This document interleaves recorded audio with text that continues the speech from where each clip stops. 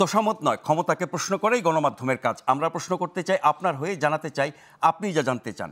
শুরু করছি গ্লোবাল টেলিভিশনের নিয়মিত আয়োজন প্রশ্নগুলো সহজ। আমি নাজমুল আশরাফ। এই অনুষ্ঠানে আমরা বিভিন্ন ঘটনার তথ্য ও বক্তব্য তুলে ধরি, অতিথিদের কাছে জানতে চাই সেসব তথ্য বক্তব্যের প্রতিক্রিয়া ও বিশ্লেষণ। আজকে আমরা বেশ কয়েকটা খবর নিয়ে আলোচনা করব। আমরা জানি যে মুক্তিযোদ্ধার সংজ্ঞা পরিবর্তন করে সরকার একটি অধ্যাদেশ জারি করেছে। আইন মন্ত্রণালয় মঙ্গলবার রাতে সেই অধ্যাদেশটি জারি করেছে। সেই অধ্যাদেশ জারির আগে বা সেই অধ্যাদেশ জারির সূত্র ধরে কয়েকটি পত্রিকায় খবর বের হয়েছে যে বঙ্গবন্ধু শেখ মুজিব সহ 4 শতাধিক নেতার মুক্তিযোদ্ধার স্বীকৃতি বাতিল করেছে। বেশ কয়েকটা পত্রিকায় খবর এসেছে। এর আগেও এই ধরনের একটা অধ্যাদেশ জারির আগে নানান তথ্যসূত্র ধরে এরকম খবর গণমাধ্যম এবং সামাজিক মাধ্যমে ছড়িয়েছে। মুক্তিযুদ্ধের যারা নেতৃত্ব দিয়েছেন, মুজিবনগর সরকারে যারা ছিলেন, যাদের নেতৃত্বে মুক্তিযুদ্ধ হয়েছে, দেশ স্বাধীন হয়েছে, তাদেরকে মুক্তিযোদ্ধার পদবি থেকে বাদ দিয়ে মুক্তিযোদ্ধার সহযোগী করা নিয়ে বেশ আলোচনা, গুঞ্জন ইত্যাদি চলছিল। কিন্তু আজকে মুক্তিযুদ্ধ বিষয়ক যিনি উপদেষ্টা, তিনি আজকে প্রথম আলোকে বলেছেন যে মুক্তিযোদ্ধার সংজ্ঞায় যে পরিবর্তন আনা হয়েছে তাতে করে বঙ্গবন্ধু শেখ মুজিব সহ জাতীয় 4 নেতাকে মুক্তিযোদ্ধার খেতাব থেকে বাদ দেওয়া হয় নাই। তিনি বলেছেন যে নতুন অধ্যাদেশে শেখ মুজিবুর রহমান সহ জাতীয় 4 নেতা বীর মুক্তিযোদ্ধা হিসেবে বিবেচিত হবেন। মুজিবনগর সরকারে যারা ছিলেন তারা সবাই মুক্তিযোদ্ধা, তবে মুজিবনগর সরকারের কর্মকর্তা কর্মচারীরা মুক্তিযুদ্ধের সহযোগী হিসেবে বিবেচিত হবেন। এই অধ্যাদেশ অনুসারে আরও কিছু মানুষ যারা আগে মুক্তিযোদ্ধা হিসেবে বিবেচিত ছিলেন তারা এখন মুক্তিযুদ্ধের সহযোগী হবেন। যেমন স্বাধীন বাংলা বেতার কেন্দ্রে যারা গান গেয়েছেন, স্বাধীন বাংলা ফুটবল দলের যারা সদস্য ছিলেন তারা আর মুক্তিযোদ্ধা পদধারী হবেন না, তারা মুক্তিযুদ্ধের সহযোগী হবেন। এ নিয়ে ব্যাপক আলোচনা সমালোচনা দিনভর চলেছে গণমাধ্যমে, সামাজিক মাধ্যমে। এ ব্যাপারে আরেকজন উপদেষ্টা, সংস্কৃতি উপদেষ্টা, তিনি বলেছেন যে ওটা ফেক নিউজ। যাদের মুক্তিযুদ্ধের খেতাব বাদ দেওয়া হয়েছে জাতীয় 4 নেতা এবং বঙ্গবন্ধু সহ, সেটাকে তিনি ফেক নিউজ বলেছেন। এছাড়া প্রধান উপদেষ্টার উপ প্রেস সচিব জনাব আবুল কালাম আজাদ বলেছেন মুক্তিযুদ্ধের খেতাব সংক্রান্ত খবরটি ভুয়া, মিথ্যা, ভিত্তিহীন এবং বানোয়াট।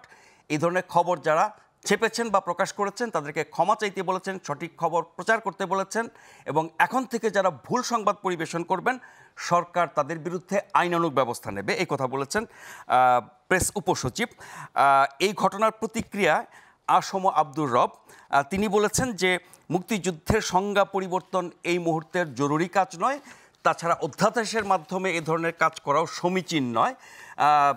তার একটি বিবৃতিতে আরও বলা হয়েছে যে আসলে দরকার ছিল দলীয় ক্ষমতার অপব্যবহার করে যারা মিথ্যা মুক্তিযোদ্ধা হিসেবে তালিকাভুক্ত হয়ে রাষ্ট্রীয় সুযোগ সুবিধা ভোগ করেছে তাদেরকে মুক্তিযোদ্ধার তালিকা থেকে বাদ দেয়। আমরা জানি বিভিন্ন সময় এক সরকার আসে আরেক সরকার যায়, মুক্তিযোদ্ধার তালিকা সংশোধন হয়, পরিবর্তন হয়, যোগ হয়, বিয়োগ হয়, ভুয়া মুক্তিযোদ্ধার সনদ, এমনকি সচিব পর্যায়ের লোকজনও এই ভুয়া কাজ করেছেন, বেআইনি কাজ করেছেন, মুক্তিযোদ্ধার সনদ নিয়ে আজীবন চাকরি করে অবসরেও চলে গেছেন। এরকম অনেক ঘটনার কথা আমরা জানি। এটি আমাদের আজকের আলোচনার মূল বিষয়। আমরা বিষয় নির্ধারণ করেছি মুক্তিযোদ্ধার সংজ্ঞা পরিবর্তন নিয়ে বিভ্রান্তি। এছাড়াও আমরা আরও কয়েকটি বিষয় নিয়ে আজকে আলোচনা করব। আজ জাতীয় প্রেস ক্লাবে ডিকেব আয়োজিত সম্মেলনে, অনুষ্ঠানে বা আলোচনা সভায় জাতিসংঘের আবাসিক সমন্বয়কারী গোয়েন লুইস বলেছেন বাংলাদেশের মধ্য দিয়ে রাখাইনে মানবিক সহায়তার জন্য করিডোর প্রতিষ্ঠায় কাজ করছিল বাংলাদেশের সরকার, এর সাথে জাতিসংঘ জড়িত না, জাতিসংঘের কোনো সম্পর্ক নাই। আরও অনেক কথা বলেছেন, সেগুলি নিয়ে আমরা আলোচনা করব। এছাড়া বাজেটের আনুষ্ঠানিক প্রতিক্রিয়া দিয়েছে আজকে বিএনপি। সেখানে বলা হয়েছে রাজনৈতিক দল এবং জনগণের মতামত না নিয়েই সরকার এরকম একটি বাজেট তৈরি করেছে এবং প্রকাশ করেছে, সেটি নিয়ে আলোচনা আছে। ইশরাককে মেয়র ঘোষণার দাবিতে বেশ কিছুদিন ধরে আন্দোলন চলছে দক্ষিণ সিটি কর্পোরেশনে, নগর ভবন ঘেরাও আছে। ঈদ উপলক্ষে সেই কর্মসূচি স্থগিত করা হয়েছে। এটি নিয়ে নির্বাচন কমিশন, সবশেষ আদালতের রায় নিয়ে নির্বাচন কমিশন তার বক্তব্য দিয়েছে, বলেছে যে নির্বাচন কমিশন তার কাজ শেষ করেছে, গ্যাজেট প্রকাশ করার দরকার ছিল সেটা তারা করেছে, তাহলে তার শপথ নিতে বাধা কোথায়, সেটি নিয়ে আমরা আলোচনা করব। এই সব কিছু নিয়ে আলোচনার জন্য আমাদের স্টুডিওতে আছেন সাবেক সংসদ সদস্য ব্যারিস্টার রুমিন ফারহানা। রুমিন ফারহানা, আপনাকে স্বাগত জানাচ্ছি। এবং শিক্ষক ও রাজনীতি বিশ্লেষক ডাক্তার জাহেদুর রহমান। জাহেদ ভাই, আপনাকে দিয়ে শুরু করি। মুক্তিযোদ্ধার সংজ্ঞা পরিবর্তন এই মুহূর্তে কতটা যৌক্তিক এবং জরুরি? ধন্যবাদ। আমরা এই মুক্তিযোদ্ধার সংজ্ঞার আলোচনার মধ্যে ঢুকতে গিয়ে আরেকটা আলোচনা মনে হয় একটু মিস করেছি, এই অধ্যাদেশ সংবলিত। আমি জায়গাটা দিয়ে একটু শুরু করি, অল্প কিছুক্ষণ সময়টা নিয়ে নিতে চাই। নিশ্চয়ই। মুক্তিযুদ্ধের সংজ্ঞা দেয়া হয়েছে 12 নম্বরে সংজ্ঞার মধ্যে।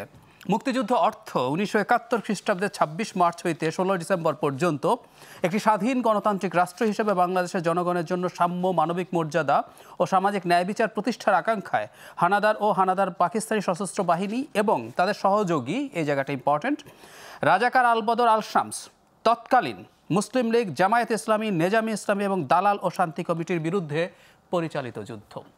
সো এইখানে আমাদের মুক্তিযুদ্ধের সংজ্ঞায় স্পষ্টভাবে এখন অন্তত কার্যকর একটা দল জামায়াতে ইসলামীর বিরুদ্ধেও এটা যুদ্ধ ছিল, এটার একটা অফিসিয়াল স্বীকৃতি।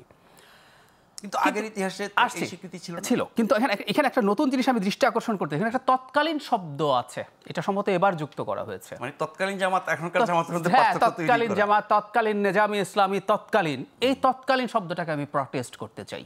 এটা একটা দল তৎকালীন হয় না। আমরা কি বলি যে আওয়ামী লীগ, মানে তৎকালীন আওয়ামী লীগ 71 মুক্তিযুদ্ধের নেতৃত্ব দিয়েছিল? আমরা বলি না।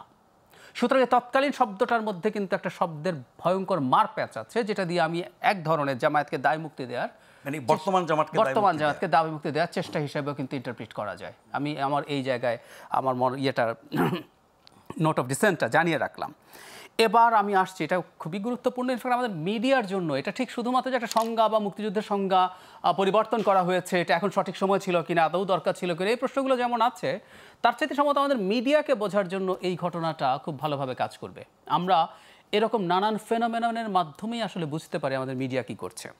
প্রথম কথাটা হচ্ছে সংকটটা কেন হলো, তারও আগে আমি একটা প্রশ্ন যদি করি। আচ্ছা, ধরুন শেখ মুজিবুর রহমান, তাজউদ্দিন আহমেদ, সৈয়দ নজরুল ইসলাম, ওনারা মুক্তিযোদ্ধা না, তাত্ত্বিকভাবে ধরে নিলাম, তো কি হয়েছে? মানে মুক্তিযোদ্ধা হওয়াটা কি এতই বড় কিছু যেটা তাজউদ্দিন বা শেখ মুজিবুর রহমানকে ছাড়িয়ে যান? শেখ মুজিবুর রহমান মুক্তিযোদ্ধা না, আমি ধরে নিলাম, কি সমস্যা? আমরা শেখ মুজিবুর রহমানের অনেক সমালোচনা করতে পারি, করিও। এমনকি আমি কোনো একজনকে জাতির পিতা বলার পক্ষেও নই। আমি আমেরিকার মতো ফাউন্ডিং ফাদার্সের নীতিতে বিশ্বাসী, কিন্তু তার মধ্যেও আমেরিকা যেভাবে একজনকে আলাদা করে ওয়াশিংটনকে, আমি শেখ মুজিবুর রহমানকে সেই সবচেয়ে বড় পিতা হিসাবেই, মানে আমাদের ফাউন্ডিং ফাদার, মানে জাতির পিতা না, দেশের ফাউন্ডারদের মধ্যে সবচেয়ে বড় হিসাবেও দেখি। এটা তো ইতিহাসের জায়গায় আছেই। এখন মুক্তিযোদ্ধা মানে আমরা আসলে যে ডিবেটটা চিরকাল চলেছে, যে মানুষটা বন্দুক হাতে আপনি আরেক শত্রুর বুলেটের বিরুদ্ধে দাঁড়াননি, আপনি আসলে যোদ্ধা কিনা ইজ এ কোয়েশ্চেন, বা আপনি পুরো যুদ্ধের প্রসেসের মধ্যে ছিলেন কিনা। আচ্ছা, এটাও আমি একটু বলে রাখতে চাই, এটা না হওয়াতেও খুব বড় শোরগোলের কিছু ছিল বলে মনে হয় না। ওতে শেখ মুজিবুর রহমান শেখ মুজিবই থাকেন, তাজউদ্দিন আহমেদ তাজউদ্দিনই থাকেন।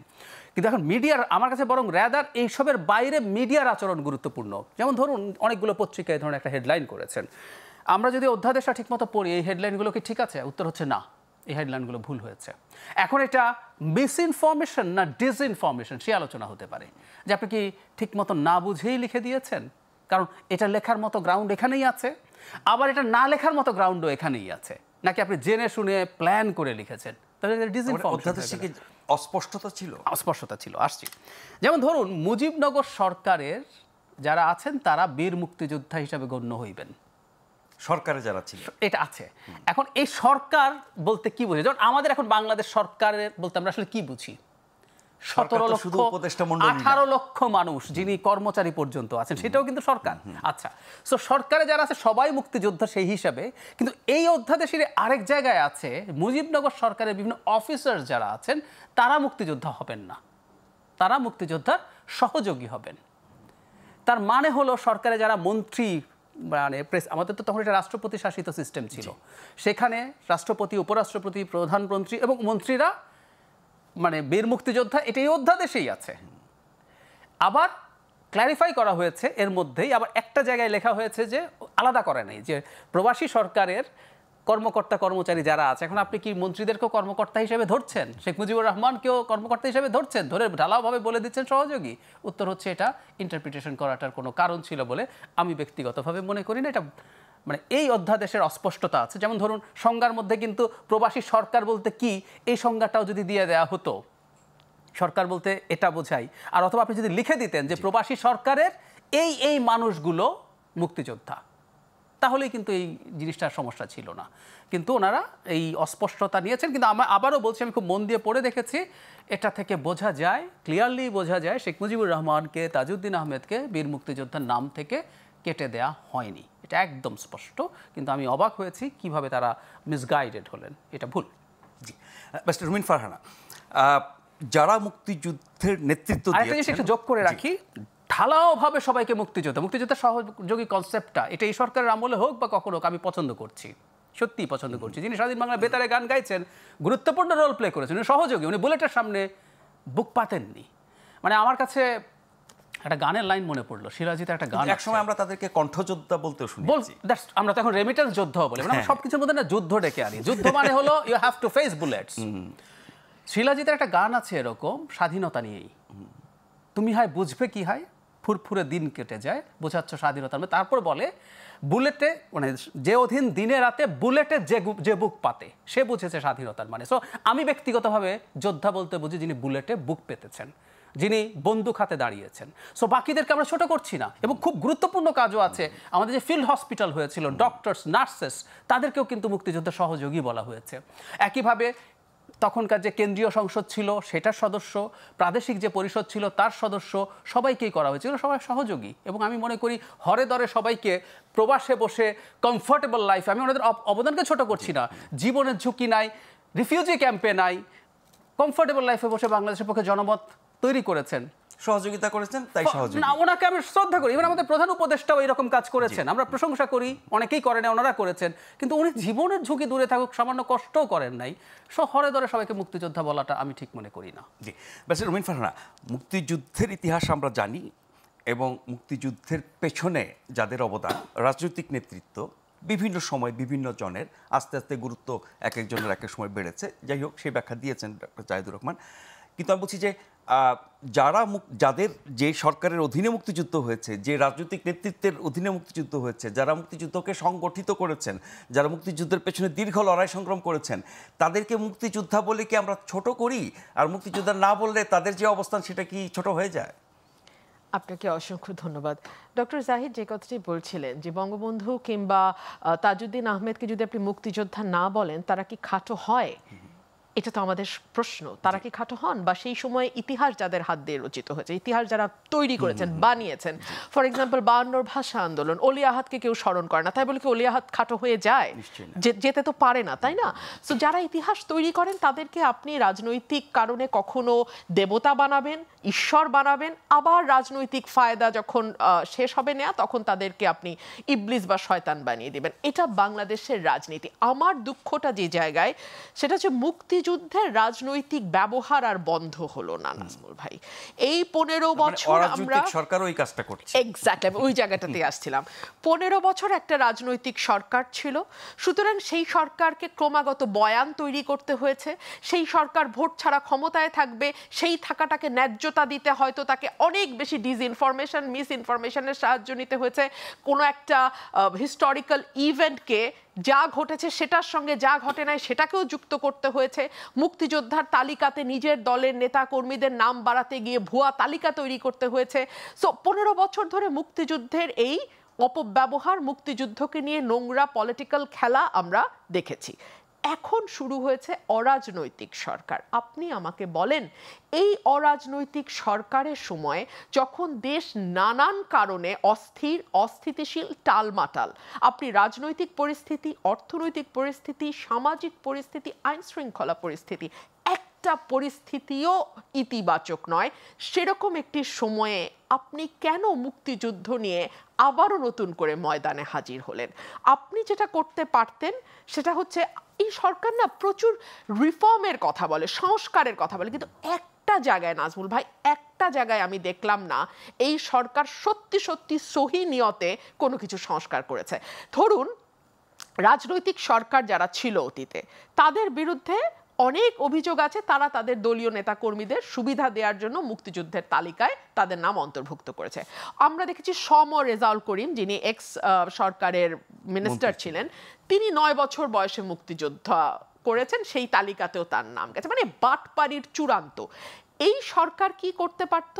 এই সরকার যেহেতু কোনো দলীয় সরকার না, সে একটা সহি শুদ্ধ তালিকা তৈরি করতে পারতো, অ্যাটলিস্ট চেষ্টা করতে পারতো, অ্যাটলিস্ট কাজটা শুরু করতে পারতো।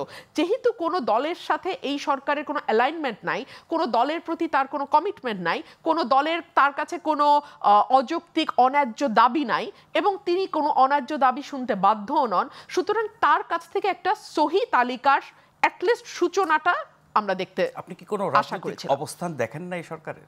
আমি সেই জায়গায় আসছি, আপনি তো বলার আগে প্রশ্ন করে ফেলছেন, আমি এক্স্যাক্টলি ওই জায়গাতে আসছি। সো আমরা এইখানেও দেখলাম ঠিক রাজনৈতিক সরকার যা করে এই সরকারও সেই নোংরামিতে যুক্ত হলো। এক, দুই হলো বাংলাদেশে আজকে আপনি এই নিউজটা পড়ছিলেন, আমি এটা এখানে নিয়ে আসছি বিকজ আর্গুমেন্ট ফ্রেম করতে হলে এই ঘটনাটা আমাকে আনতে হবে। ডয়েচে ভ্যালের রিপোর্ট আমি এই মাত্র দেখছিলাম, আপনিও সেটি বললেন, করিডোর দেওয়ার কথা সরকার ইতিমধ্যে প্রস্তুতি নেওয়া শুরু করেছিল, এটার সঙ্গে জাতিসংঘ বলছে আমাদের কোনো সম্পর্ক নাই। সরকারে যে প্রস্তুতি নেওয়া শুরু করেছে, কত মিথ্যাবাদী একটা সরকার হতে পারে তার প্রত্যেকটা উপদেষ্টা, এবং লাস্টলি গিয়ে তারা যেই অবস্থান নিল সরকার, সেটা হচ্ছে না আমরা কোনো করিডোরের দিকে যাচ্ছি না, আমরা একটা হিউম্যান কি বলবো চ্যানেল, একটা হিউম্যান চ্যানেল আমরা তৈরি করব। সেটা কে বললেন? নিরাপত্তা বিষয়ক উপদেষ্টা, এবং নিরাপত্তা উপদেষ্টার অধীনে 3 বাহিনী বাংলাদেশে কর্মরত। এই নিরাপত্তা উপদেষ্টা বললেন না এটা হিউম্যান চ্যানেল। আজকে জাতিসংঘ স্পষ্ট করে দিল এটা করিডোর ছিল এবং সরকার সেই প্রস্তুতি নিয়েছিল। আবার বলছে জাতিসংঘ জড়িত ছিল, আবার জাতিসংঘ জড়িত ছিল না। আপনি 3 নাম্বার, এই যে বাজেট মাত্র দিল, তাই না?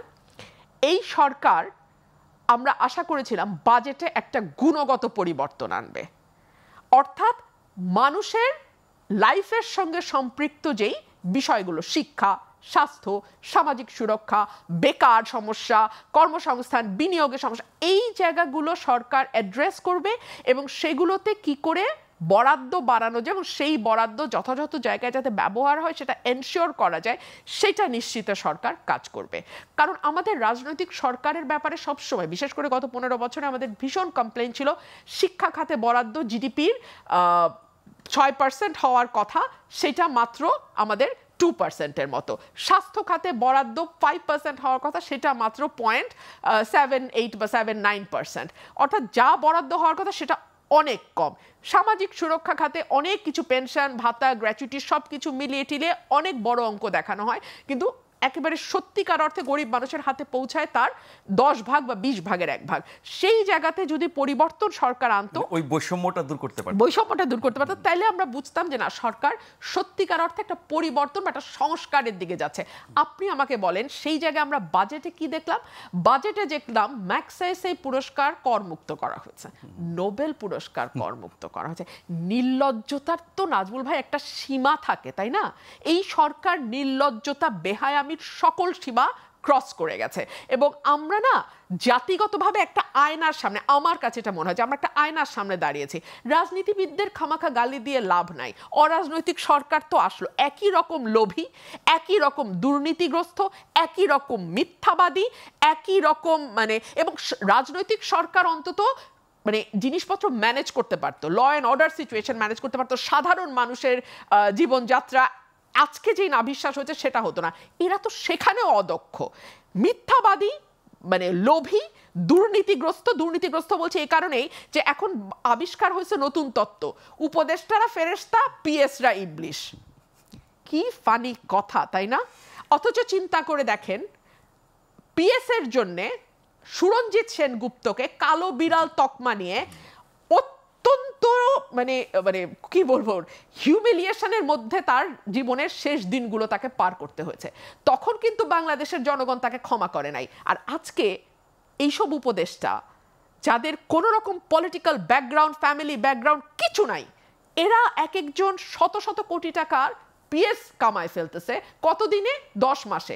হাসিনার তো 15 বছর সময় লাগছিল, পলিটিশিয়ানদের তো 15 বছর 20 বছর লাগে এইরকম অর্থ কামাইতে। এই বাটপারদের তো 3 মাস 4 মাস 5 মাসে তারা কামায়। পলিটিশিয়ানরা কম দক্ষ নয়, পলিটিশিয়ানদের না দিনের শেষে আমি আপনাকে বলি মানুষের কাছে ফিরতে হয়, ওই একটা ভয় তাদের থাকে। আজকে পারছি না, কালকে যাচ্ছি না, পরশু আমাকে যেতেই হবে। দেশ থেকে তো পলিটিক্যাল পার্টি বিলুপ্ত হয় না, দেশ থেকে তো পলিটিক্যাল পার্টি নাই হয়ে যায় না, সুতরাং তার অ্যাকাউন্টেবিলিটিটা কোথাও না কোথাও গিয়ে আরো অনেক বেটার ওয়ার্ক করে। আরেকটা বিষয়, এরা কিন্তু জনবিচ্ছিন্ন, এরা এখন আসছে বাংলাদেশে, দুদিন পর চলে যাবে আমেরিকা, চলে যাবে লন্ডন, চলে যাবে সিঙ্গাপুর, আপনি এদের টিকিও খুঁজে পাবেন না। কিন্তু আমাদের তো ভাই যাওয়ার জায়গা নাই, পলিটিশিয়ানদের তো পালিয়ে যান দেখলাম তো আমরা, আবার ফিরে তো এদের তো আর ফিরার দায় নাই, এদের তো আর ফিরার দায় নাই। তার মানে রাজনীতিবিদদের যে দোষ নিয়ে আমরা সারা জীবন কথা বলি, এখন অরাজনীতিবিদদের একই অবস্থা দেখছি, তাহলে এটা কি আমাদের জাতিগত সমস্যা? আমাদের জাতিগত সমস্যা নাজমুল ভাই। আমি আজকে একদম মানে আমি যখন এই বাজেটটা দেখলাম, আমি যখন এই মুক্তিযুদ্ধের ইয়েটা দেখলাম, আপনি আমাকে বলেন এই যে নতুন নতুন ইস্যু তৈরি করা কেন, কি কারণে, মনোযোগ ওদিকে নিয়ে যাওয়া? অ্যাবসলিউটলি। এই খেলাটা হাসিনা আমাদের সাথে 15 বছর খেলে নাই, আমরা কি এই খেলা জানি না, এই খেলা আমরা দেখি নাই? যখন রাজনৈতিক দলগুলোর সঙ্গে আপনি দ্বিতীয় দফা বৈঠক করছেন ঐক্যমতে আসবার জন্যে, তাই না? এবং এই ঐক্যমত থেকে যে সভা হলো, সেখান থেকে বেরিয়ে মাহমুদুর রহমান মান্না বললেন ওনারা হাসেন সুন্দর করে, কথাও সুন্দর বলেন, কিন্তু কোনো কনক্লুশনে ওনারা পৌঁছান না। কারণ কনক্লুশনে পৌঁছলে কোনো প্রশ্নের জবাব দেয় না। এবং তাদের কিছু ল্যাসপেন্সার আছে, হ্যাঁ, ওই ল্যাসপেন্সাররা অনলাইনে বট বাহিনী তৈরি করে, এবং বট বাহিনী, আমি আমার কথা বলছি না, সার্জিস কিছুদিন আগে মিটিংয়ে গিয়ে বলেছে কতগুলো ফেক আইডি খোলেন এবং সেই ফেক আইডি দিয়ে লোকাল লিডারদের মুখোশ উন্মোচন করেন। তো ফেক আইডি তারা ব্যবহার করে, ফেক আইডি তারা খোলে, এবং আপনি দেখবেন একই রকম বানান ভুল, একই রকম বাক্য গঠনে ভুল, কারণ খুব শিক্ষিত লোকজন তো না, তো এদের নানান রকম ভুল ভ্রান্তি, কিন্তু একই কমেন্ট শত শত, ওই ভুল নেই, ওই ভুল বাক্য, ওই ভুল বানান, কিন্তু একই কথা। সো এগুলো কারা করে, কেন করে আমরা বুঝি। যেই দিন ডক্টর ইউনূস হাত মেলালেন ঈদের জামাতে এবং সকলের সমস্যারে বলল 5 বছর 5 বছর, ওনার পিআরের দৌড় বা ওনার পিআরের যে দক্ষতা, যেটা দিয়ে অনেকে কমপ্লেন করেন উনি নোবেলও নাকি পিআর দিয়েই পেয়েছেন, সো সেটার দক্ষতা আমরা ভালো মতো সবাই দেখলাম। তারপরে তো চলছেই গাড়ি যাত্রাবাড়ি। আমরা একটা ছোট্ট বিরতি নিয়ে এই আলোচনায় ফিরবো, আশা করছি ফিরে এসে আপনাদেরকে সাথেই পাবো।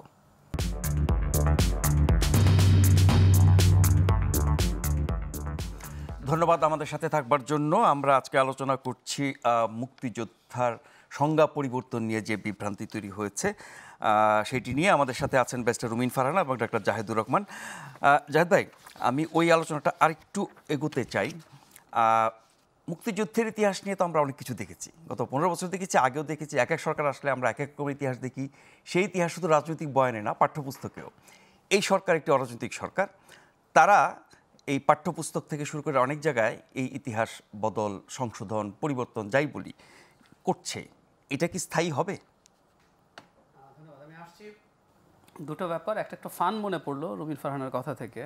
পুরস্কার করমুক্ত করা হয়েছে 10টার, এর মধ্যে 4টায় কোনো অর্থ পুরস্কার নাই, মানে এটাও পত্রিকায় এসছে। এই হচ্ছে আমাদের আন্ডারস্ট্যান্ডিং আর কি। আচ্ছা, তালিকার প্রশ্ন, তালিকাটা করা জরুরি বলে মনে করছেন তিনি এবং জনাব আসম আব্দুর রব সম্ভবত একই কথা বলেছেন। এখানে একটা ভুল আছে।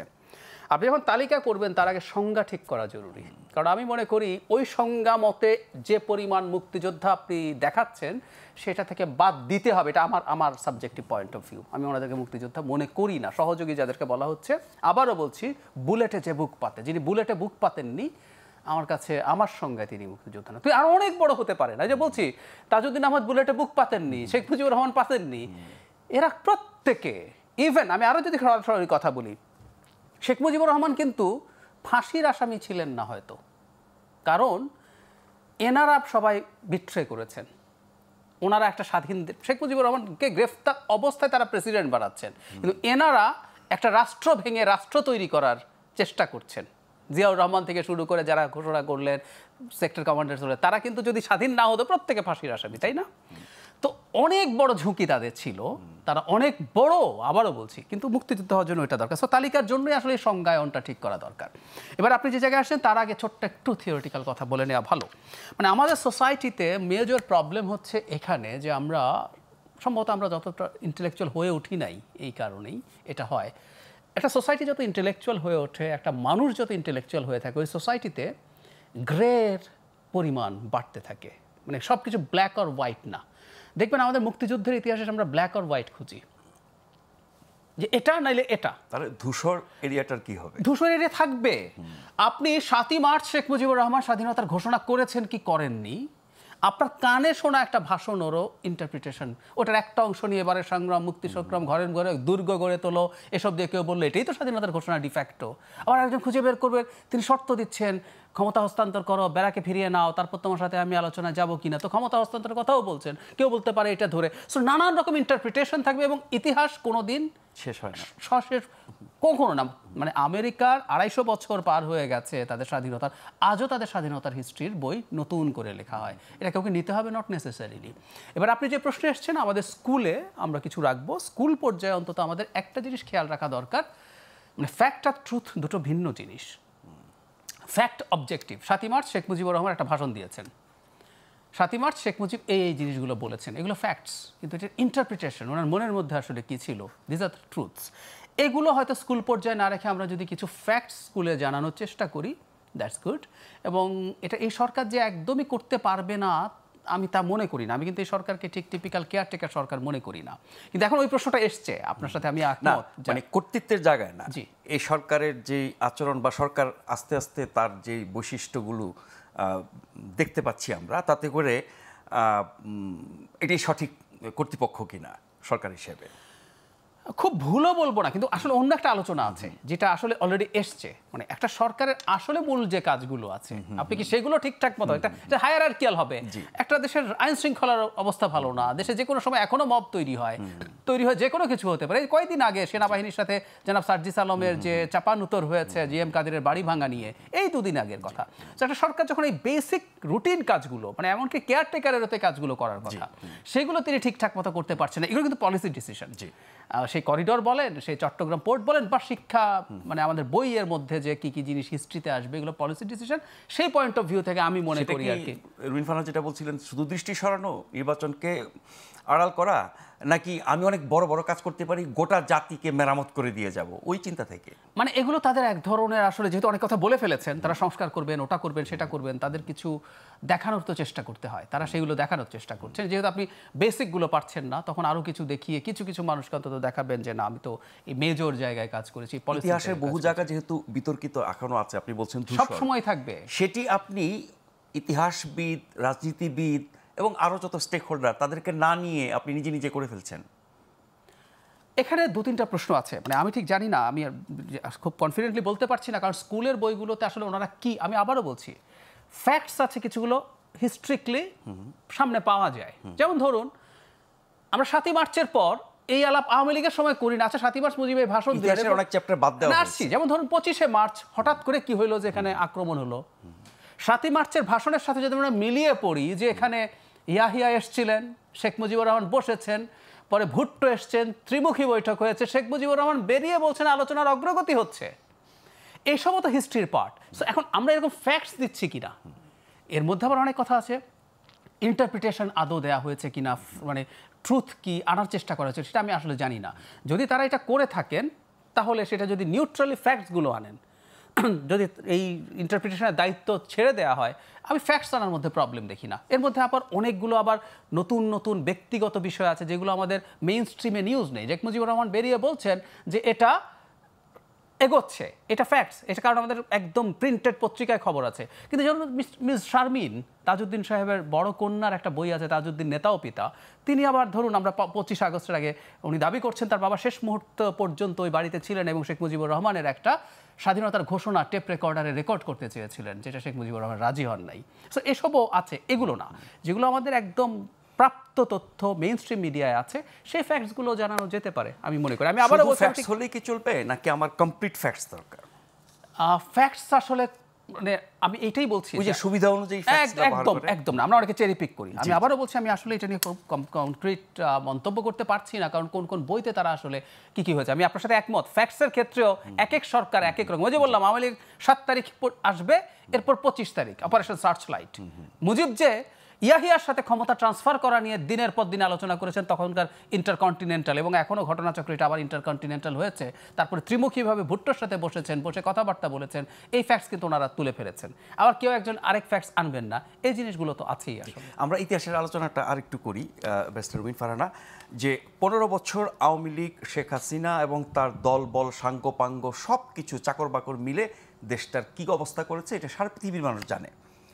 তাই বলে আওয়ামী সংশ্লিষ্ট ইতিহাসও আমি ওই একইভাবে ট্রিট করে ইতিহাসকে বিকৃত করব, এরকম কথাবার্তা আচরণের সিদ্ধান্তে আমরা দেখছি কিনা? দেখুন, আমরা যদি এটা কোনো রাজনৈতিক, যারা আওয়ামী লীগের দ্বারা নির্যাতিত হয়েছে, আওয়ামী লীগের রাজনৈতিক প্রতিপক্ষ, তাদের কাছ থেকে আসতো, তাহলে এটাকে আমাদের অতটা দৃষ্টিকটু হয়তো লাগতো না। কিন্তু এখন যেটা হচ্ছে, যারা সংস্কারের কথা বলছে, যারা মেরামতের কথা বলছে, যারা নতুন বন্দোবস্তের কথা বলছে, নতুন রাজনৈতিক ধারার কথা বলছে, তারা পুরনো রাজনৈতিক ধারায় একই রকমভাবে চর্চা করে যাচ্ছে। আমি যেহেতু আইন অঙ্গনের মানুষ, আমি দু একটা উদাহরণ আপনাকে দেই। হাসিনার সময় আমরা কি দেখেছি? একই মামলা, হুবহু সেম, আসামির নাম পরিবর্তন করে একই মামলায় শত শত শত শত হাজার হাজার কর্মীকে গ্রেফতার করা হচ্ছে। এই সরকারের সময় আমরা কি দেখলাম? আমরা দেখলাম সকলের বিরুদ্ধে ৩০২ খুনের মামলা। যেই লোকটা পার ব্যবসায়ী, যার বিরুদ্ধে হয়তো মানি লন্ডারিং এর মামলা হতে পারে, যার বিরুদ্ধে জ্ঞাত আয় বহির্ভূত সম্পদ অর্জনের দুদকের মামলা হতে পারে, যার বিরুদ্ধে শেয়ার বাজার ৯/৬ এর মামলা হতে পারে, তার বিরুদ্ধে হয়ে গেল ৩০২ এর মামলা। এতে কি হলো জানেন?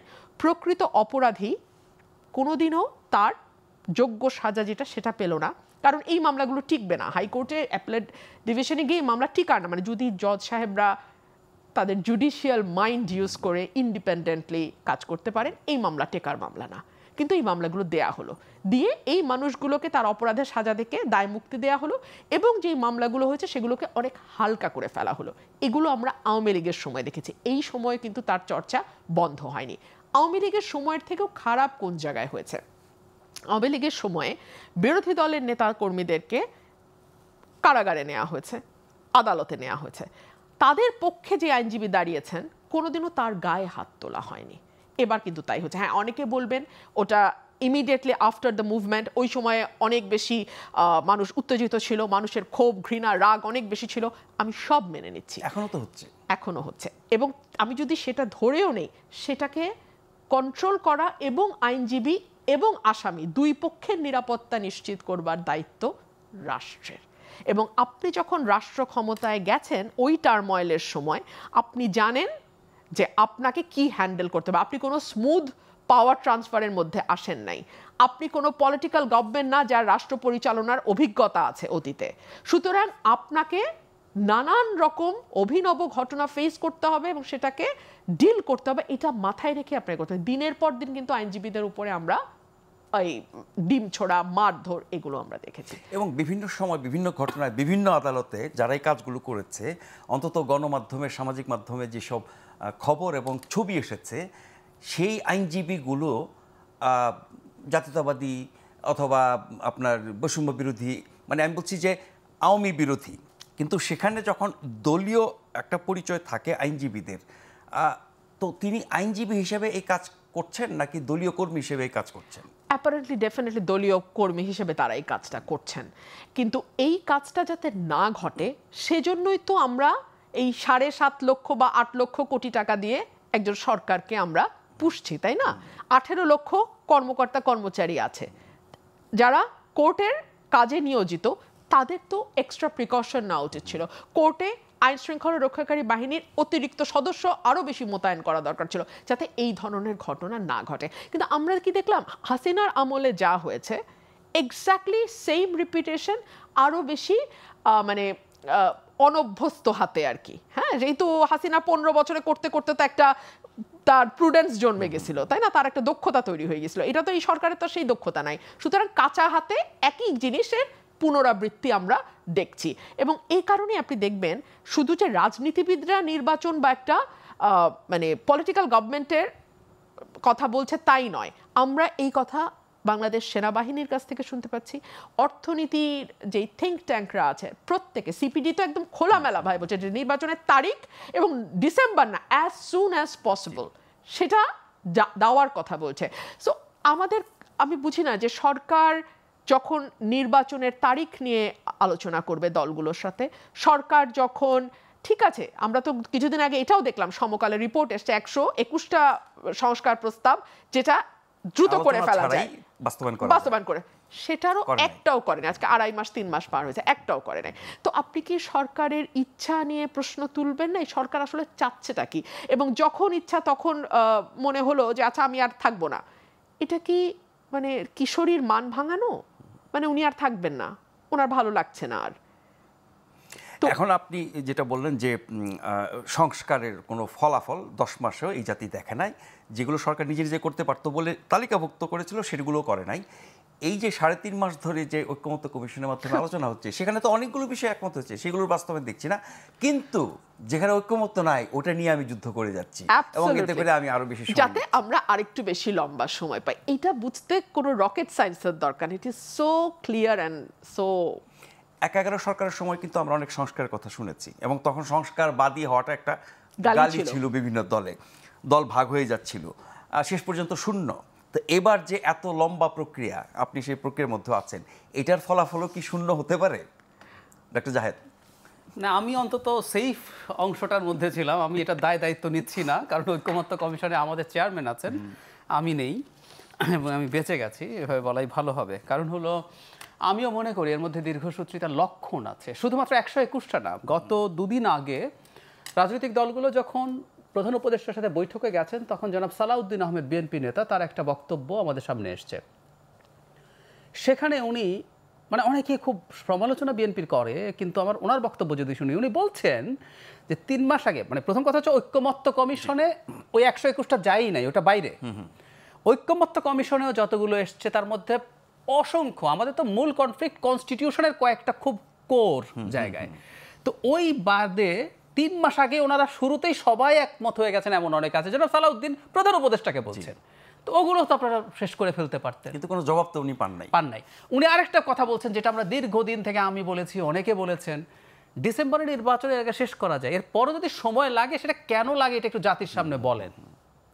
আমি একটা কমিশনের সদস্য হিসাবে বলছি, সবগুলো সংস্কারও যদি সবাই মেনে নিত, তারপরও সেটা শেষ করে ডিসেম্বরে নির্বাচন দেয়া ভেরি মাচ পসিবল ছিল, হয় নাই। আরেকটা কথা বলি, এটা আরও ইন্টারেস্টিং। 6টা কমিশনের প্রথম তৈরি হলো, এর মধ্যে ঐক্যমত্য কমিশনে গেছে কিন্তু 5টা, পুলিশ যায় নাই, কারণ পুলিশটা অ্যাডমিনিস্ট্রেটিভ চেঞ্জের মাধ্যমে হয়ে যাবে, ওটা আলোচনার মধ্যেই নাই। প্লাস প্রধান উপদেষ্টা যখন অভিমান করলেন পদত্যাগ করতে পারেন, নাহিদ ইসলামের সাথে বসলেন, তারপর উপদেষ্টা পরিষদেও বসেছেন, তখন অনেক পত্রিকায়, গুরুত্বপূর্ণ এস্টাবলিশ পত্রিকায় নিউজ এসছে, তিনি বলছেন একটা নির্বাচন যদি খারাপ হয়, ব্যালট বাক্স যদি ছিনতাই হয়ে যায়, সেটা ঠেকানোর মতো অবস্থা পুলিশ বাহিনীর প্রশাসনের আছে কিনা তিনি সন্দিহান, সেই জন্য নির্বাচন করবো না, ডিসেম্বর ইজ টু আর্লি। আচ্ছা, 6 মাসে কি ম্যাজিক হবে সরিয়ে রাখি, উনি নিজে বলছেন। তো পুলিশ নিয়ে ওনার যদি এতটাই কিছু হয়, এবং উনি যদি মনে করে থাকে সংস্কার করলে পুলিশ একেবারে অসাধারণ পুলিশ হয়ে যাবে, পুলিশের এই যে ঐক্যমত্য কমিশনে গেলই না, সেই পুলিশ সংস্কার কমিশনের রিপোর্টগুলোর কি বাস্তবায়ন হয়েছে বা হচ্ছে বলে আমরা দেখছি না। সো এই প্রশ্নগুলো আসলে আসে, এবং সংস্কারের নামে একটা দীর্ঘসূত্রিতা তৈরি করা হচ্ছে, এটা আসলে এখন বলা যায়, খুব স্পষ্টভাবেই বলা যায়। আমরা এত বড় আয়োজন তো বাংলাদেশের ইতিহাসে কখনো দেখি নাই সংস্কার নিয়ে। এই বিশাল আয়োজন ফলাফল যদি শূন্য হয়, তার যে ক্ষতি সেটা পূরণ কে করবে? তার আগে একটা ছোট্ট বিরতি নিচ্ছি, আশা করছি ফিরে এসে অতিথির কাছে তার জবাব পাবো।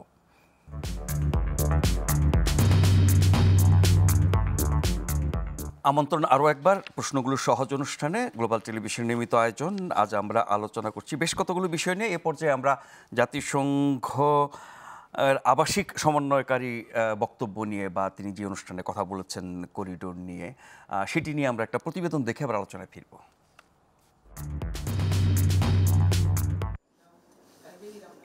মানবিক করিডোর বিষয়ে দেশের সব রাজনৈতিক দল যখন বিরোধিতা করছে, তখন জাতিসংঘের অবস্থান পরিষ্কার করলেন বাংলাদেশে নিযুক্ত আবাসিক সমন্বয়কারী গোয়েন লুইস। বুধবার কূটনৈতিক সাংবাদিকদের সংগঠন ডিকেবের সঙ্গে আলোচনায় তিনি জানালেন, মানবিক করিডোর জাতিসংঘের কোনো বিষয় নয়। এক্ষেত্রে সবার আগে একমত হতে হবে বাংলাদেশ মিয়ানমারকে, তবেই এতে সমর্থন দেবে জাতিসংঘ। A humanitarian corridor is quite a formal legal issue, and it requires agreement between sovereign states. So it requires the government of Bangladesh and the Myanmar counterparts, and potentially any other groups that are involved, to agree formally. If there's an agreement, the UN can support, but that agreement, as I understand it, has not been established as yet. আলোচনায় উঠে আসে নির্বাচন, সংস্কার ও আওয়ামী লীগের নিষিদ্ধের বিষয়। Gwyn Luis বলেন, আওয়ামী লীগের নিষিদ্ধ একটি রাজনৈতিক সিদ্ধান্ত। জাতিসংঘের এ বিষয়ে কোনো বক্তব্য নেই।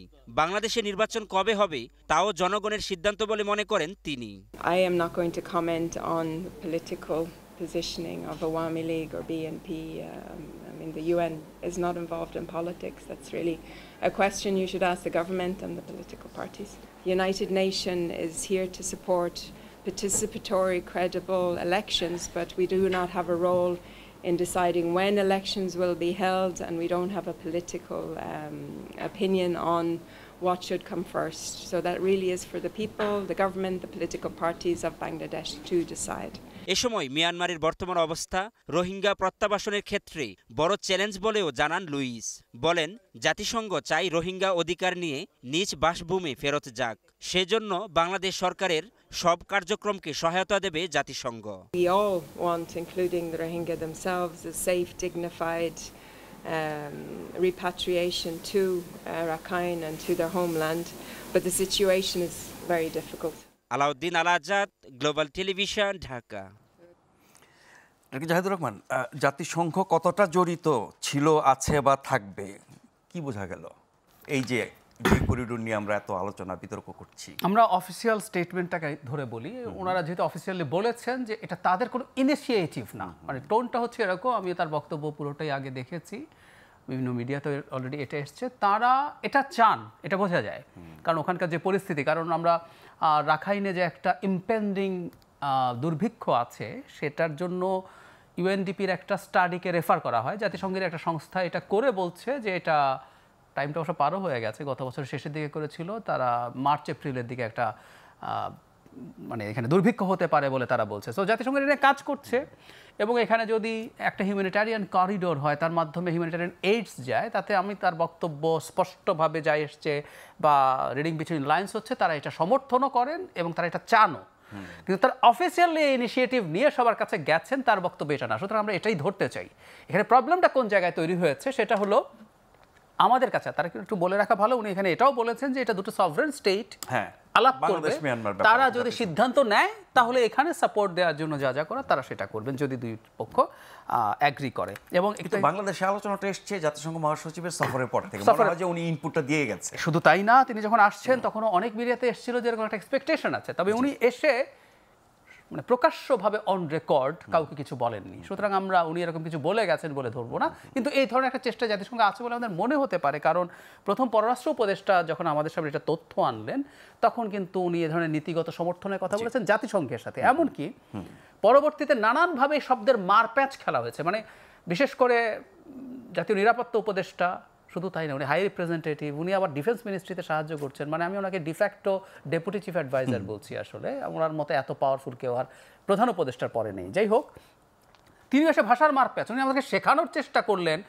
যেহেতু এখানে ক্রাইসিসের এরিয়া থেকে মানুষ নিয়ে আসা হচ্ছে না, তাই এটা করিডোর না। আটারলি মিথ্যে কথা, উনি মিথ্যাচার করেছেন এবং ধরে নিচ্ছেন এই ইন্টারনেটের যুগে আপনি মানুষকে স্টুপিড ছাওড়ান। আপনি একটা সার্চ করেন হিউম্যানিটারিয়ান করিডোর বলতে কী বোঝে, ইউল ফাইন্ড ইট ভেরি ইজিলি। জাতিসংঘ বলছে একটা ডিমিলিটারাইজ জোনের দুটো কাজ, একটা হচ্ছে কনফ্লিক্টের এরিয়া থেকে মানুষকে যদি নিয়ে আসেন এটা এক, অথবা হিউম্যানিটারিয়ান কোনো এইড যদি পাঠান, খাবার, ঔষধ, এগুলো দুটোই করিডোর। 19 করে না, এটা প্যাসেজ। তো কি হইলো আসলে পার্থক্যটা? যে সংকটটা করিডোর হলে আমরা মনে করছি হবে, এবং এটা আপনি আরাকান আরবি, একটা জিনিস খুব জরুরি এখানে, জাতিসংঘের দূত বলছেন দুটো সভরেন স্টেটের মধ্যে। হ্যাঁ, এটা নন স্টেট অ্যাক্টর, এবং আপনি বলছেন আমরা সভরেন কান্ট্রি, জনাব খলিল, আমরা কার সাথে সম্পর্ক রাখবো এটা আমাদের ব্যাপার। আবার যে জান্তা সরকার, যাকে আমরা অন্তত এখনো ওদের সরকার বলে অ্যাগ্রি করি, আমাদের কূটনীতিকে তো বের করে দিয়েছে। আচ্ছা, আমরা যেহেতু অ্যাগ্রি করি, কেউ কেউ করে না। যেমন ধরুন সুচির যে দল, national league of democracy, NLD, ওর নেতৃত্বে কিন্তু একটা ন্যাশনাল ইউনিটি গভর্নমেন্ট তৈরি হয়েছে। ইউরোপের কিন্তু কিছু দেশ এনইউজিকে সাপোর্ট করে, মানে 3টা সরকার। হ্যাঁ, 3টা সরকার। এখন আপনি বাংলাদেশ তো জান্তা সরকারকে এখনো মিয়ানমারের সরকার হিসেবে অ্যাগ্রি করে, তো তাহলে আপনি আরাকান আর্মির সাথে আলাপগুলো করছেন। সো নানান রকম জটিলতায় আসলে আমাদেরকে ঢোকানো হচ্ছে, এবং আমার ইন্টারপ্রিটেশন হচ্ছে পরিকল্পিতভাবে বাংলাদেশকে একটা যুদ্ধ অবস্থার মধ্যে নিয়ে যাওয়ার চেষ্টা আছে। এবং আজকে জাতিসংঘের এই বক্তব্যের পর তাদেরকে তো বলতে হবে, জাতিসংঘ যদি না, আমরা এটা ধরেই বলবো, ওরাও বলছে তোমরা যদি করো তাহলে আমরা করবো, তো তাহলে এত মাথা ব্যথা কেন তোমার? কেন, এবং একটা নন স্টেট অ্যাক্টরের সাথে, হুইচ ইজ ভেরি ইম্পর্টেন্ট। আপনি স্টেট না, নন স্টেট অ্যাক্টরের সাথে। এবং যেদিন উনি কথা বলেছেন তার কাছ থেকে আমরা জানতে পেরেছি এপ্রিলে জান্তা ফর্মাল প্রতিবাদ জানিয়েছে আমরা কেন আরাকান আর্মির সাথে সম্পর্ক রাখছি। শুধু সম্পর্ক না, ওরা বাংলাদেশের 10 কিলোমিটারে ঢুকে জলকেলি করে গেছে, ওখানে এসে অস্ত্র শস্ত্র নিয়ে ব্যাজ ট্যাজ দিয়ে, তাই না? আমাদের বিজিবি প্রেজেন্ট ছিল। সো এগুলো খুবই অ্যালার্মিং নিশ্চয়ই। জি, মিস্টার ফারহানা, করিডোরের বিতর্ক বেশ চাঙ্গা হয়েছিল। সরকার নানানভাবে উল্টাপাল্টা সত্য মিথ্যা এক এক সময় এক এক কথা এরকম বলে বলে বলে বলে এক ধরনের ডিফেন্সে ছিল। একযোগে যখন সকল রাজনৈতিক দল, বিভিন্ন সামাজিক শক্তি এবং সামরিক বাহিনী এটার বিরুদ্ধে কঠোর হলো, সরকার মনে হলো যে এখন থেমে আছে বা চেপে গেছে। এটা কি বাদ দেওয়া হয়েছে, এরকম কোনো কিছু কি আমরা ধারণা করতে পারি নাকি আপাতত? একটা বাক্য একটু যোগ করে দিই, সব প্রসঙ্গে দেখবেন এনসিপি সরকারকে সমর্থন করে, এটা ডক্টর ইউনূসের দল। এখানে কিন্তু বিরোধিতা করেছে, ওরাও করেছে, তারপর ওরা করছেন। জি, আমার কাছে মনে হয় না বিষয়টি থেমে গেছে, বিকজ এই বিষয়টি নিয়ে সরকারের যেরকম উৎসাহ এবং যেরকম মরিয়া ভাব আমরা লক্ষ্য করেছি, অর্থাৎ এবং গোপনীয়তা আমাদের পররাষ্ট্র উপদেষ্টা যে কথা বলছেন তার সঙ্গে প্রেস সচিবের মিলছে না, প্রেস সচিব যা বলছেন তার সঙ্গে নিরাপত্তা উপদেষ্টার কথা মিলছে না।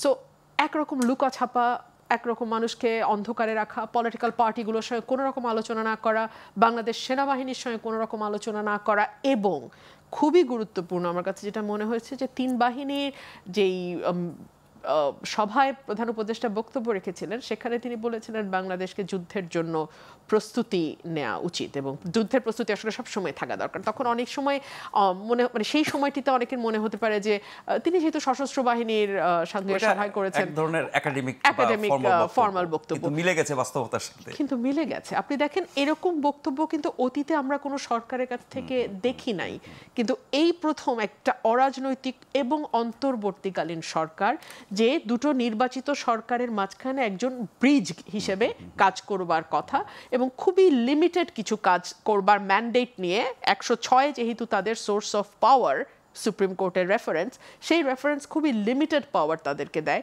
সেটাতে তারা এরকম কৌশলগত সিদ্ধান্ত যেটার জন্য জাতিকে বহু বছর ভুগতে হতে পারে সেটা নিতে পারে কিনা সেই প্রশ্নও থাকে এবং সে কারণেই সম্ভবত এত লুকোছাপার আশ্রয় সরকারকে নিতে হচ্ছে। এখন প্রশ্ন হলো এরকম সিদ্ধান্ত সরকার আসলে কার উদ্দেশ্য বা কার স্বার্থ বাস্তবায়নের জন্য করছে। যেহেতু আমরা লক্ষ্য করেছি যে যখন জাতিসংঘের মহাসচিব আসলেন তারপরেই কিন্তু করিডোরের কথাটা আসলো এবং তিনি রাখাইনে গেলেন, তিনি টেকনাফে গেলেন, তিনি ইফতার করলেন সেখানে আশ্রিত রোহিঙ্গাদের সঙ্গে, সবই করলেন এবং তখন আমরা দেখলাম যে প্রধান উপদেষ্টা বলছেন আগামী রমজানের আগেই তিনি সক্ষম হবেন ফেরত পাঠাতে। এই যে কয়েকদিন পরে যে ঈদটা ওখানে করার কথা। সো সেই জায়গাটাতে আমরা দেখলাম আরো নতুন করে 1 লক্ষের উপরে রোহিঙ্গা বাংলাদেশে প্রবেশ করলো।